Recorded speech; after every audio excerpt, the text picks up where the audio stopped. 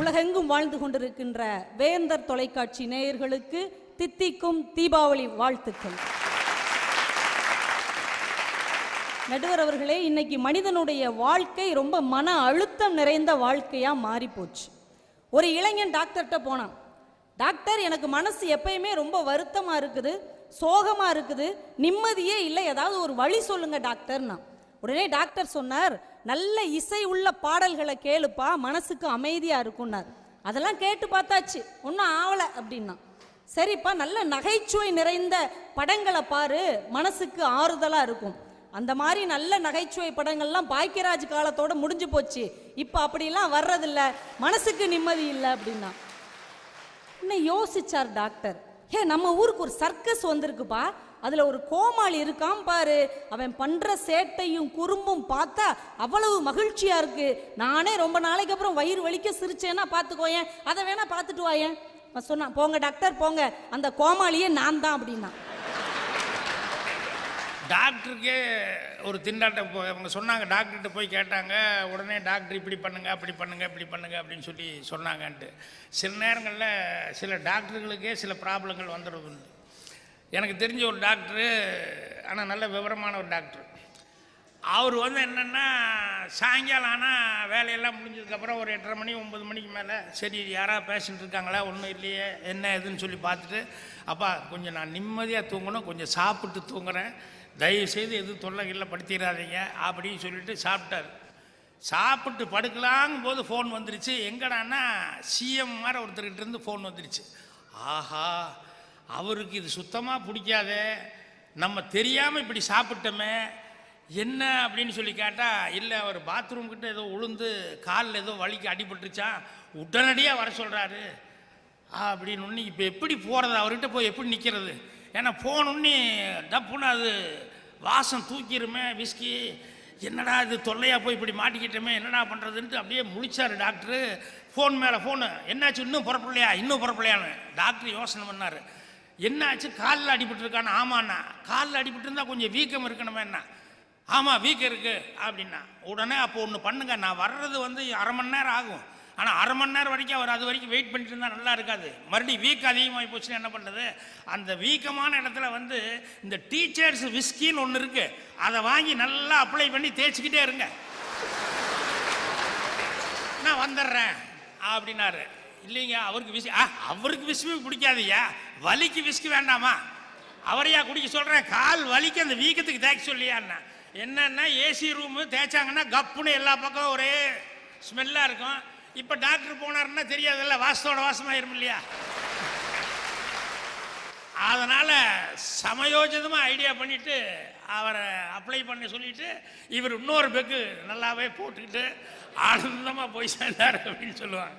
அந்த மாதிரி டாக்டர்களுக்கே சில இடைஞ்சல்கள் வருது. நீங்கள் சொன்ன டாக்டர்னு சொன்னோன்னே எனக்கு மைண்டுக்கு வந்துருச்சு. இப்போ இன்னைக்கு அப்படி மன அழுத்தமாக இருக்குது மனிதர்களுடைய வாழ்க்கை.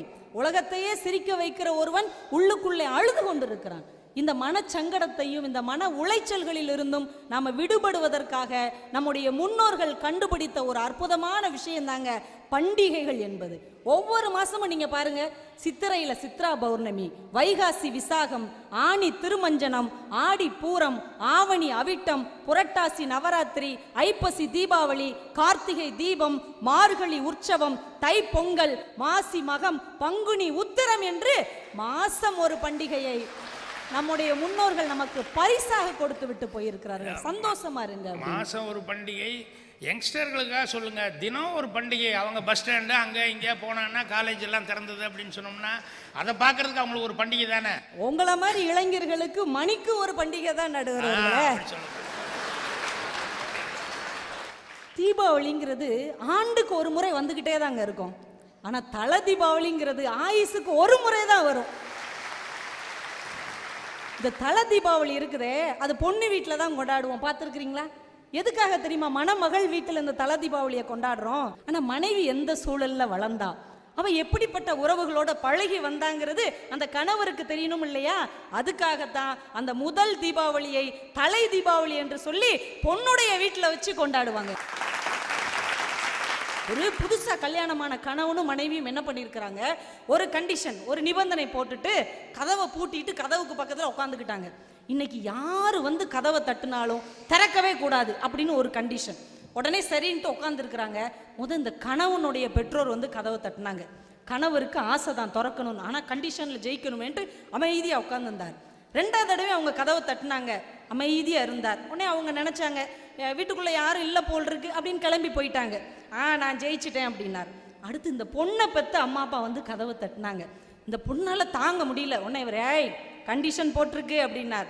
2வது தடவை கதவை தட்டின உடனே இவ எந்திரிச்சிட்டா, கண்ணு கலங்கிருச்சு. நான் தோத்தாலும் பரவாயில்ல, எங்கள் அம்மா அப்பாவுக்கு கதவை திறந்து விடுவேன்னு ஓடி போய் கதவை திறந்துருச்சு. இது நடந்து ரொம்ப நாள் ஆயிடுச்சு. ஒரு 2-3 வருஷம் கழிச்சு அவங்களுக்கு ஆம்பளை பிள்ளை பிறந்தது. ஊருக்கெல்லாம் சாக்லேட் கொடுத்து கொண்டாடினார் அவர். ஒரு 2 வருஷம் கழிச்சு இன்னொரு ஆம்பளை பிள்ளை பிறந்தது. ஊருக்கெல்லாம் சாக்லேட் கொடுத்தார். ஒரு 3 வருஷம் கழிச்சு ஒரு பொம்பளை பிள்ளை பிறந்தது. ஊருக்கெல்லாம் பிரியாணி போட்டு கொண்டாடினார். இவ கேட்டா, என்னையா ஆம்பளை பிள்ளைகளுக்கு கொண்டாடாம பொம்பளை பிள்ளைகளுக்கு இப்படி கொண்டாடுறியேன்னு. அவர் சொன்னார், போடி, பிற்காலத்தில் எனக்கு கதவு திறந்து விடுவதற்கு ஒரு மகள் பிறந்திருக்கிறாள் அப்படின்னாரு. ரொம்ப அழகா பெரியவங்க சொல்லுவாங்கங்க, பார்க்காமல் கெட்டது பயிர், கேட்காமல் கெட்டது கடன், உறங்காமல் கெட்டது கண்கள், உண்ணாமல் கெட்டது உறவு என்று சொல்வார்கள். நம்ம எல்லா பண்டிகையும் பாருங்க, பட்டினி இருந்து விரதம் இருந்து நோன்பு இருந்து கொண்டாடுவோம். ஆனா இந்த தீபாவளி மட்டும்தான் விதவிதமா வகை வகையா பலகாரமும் பண்டமும் செய்து உறவுக்காரங்களோட உட்கார்ந்து சாப்பிட்டு கொண்டாடுகிற ஒரு பண்டிகை இந்த தீபாவளி பண்டிகைங்க. யோசிச்சு பாருங்க, தீபாவளினாலே விளக்குகளின் வரிசை அப்படின்னு தான் அர்த்தம். நீங்க விளக்குகளை வரிசையா வச்சு ஏற்றும் போது ஒவ்வொரு விளக்குக்கும் ஒரு தீக்குச்சி ஏற்ற மாட்டாங்க யாரும். ஒரு விளக்குக்கு தீக்குச்சி ஏத்திட்டு அந்த விளக்கை வச்சே அடுத்தடுத்த விளக்குகளை ஏற்றுவார்கள்.